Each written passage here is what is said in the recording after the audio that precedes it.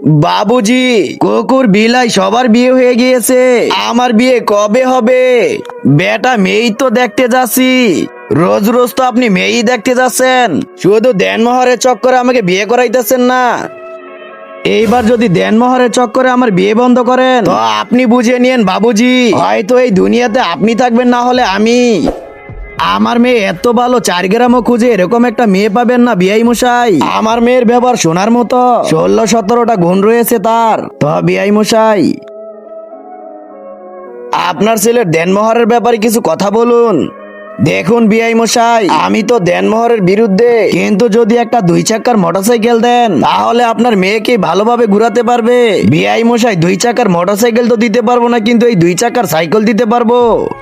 হ্যাঁ হ্যাঁ, চলো বিয়ে করি। আরে এত তাড়াহুড়া কি জন্য, আমি কথা বলতেছি তো। আচ্ছা বিআই মশাই, আমরা তো দেনমোহরের বিরুদ্ধে, কিন্তু যদি একটা খাট দেন আপনার মেয়েই তো শোবে। না বিআই মশাই, আমরা খাটও দিতে পারবো না, কিন্তু এই 2 হাতের চৌকি দিতে পারবো। হ্যাঁ ঠিক আছে, চলবে, চলো বিয়ে করি।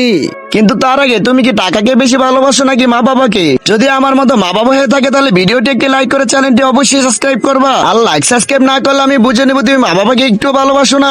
আরে শালার পুত, দ্বারা কথা বলতে দে। দেখুন বিআই মশাই, আমরা তো দেনমোহর নিতেই চাই না, কিন্তু একটা কুলার দিয়েন, আপনার মেয়ে তো হাওয়া খাবে। না না বিআই মশাই, কুলার দিতে পারবো না, একটা টেবিল ফ্যান দিতে পারবো শুধু। হ্যাঁ ঠিক আছে হবে, চলো বিয়ে করি। আরে শালার বেটা, তো তাড়াহুড়াকে এখানে বস, জান বিয়ে হবে না। চলো বেটি, প্রয়োজনে মেয়ে ঘরে রাখবো, তারপরে বিয়ে দিব না। আরে শালার ভূত, তোকে তো আজকে।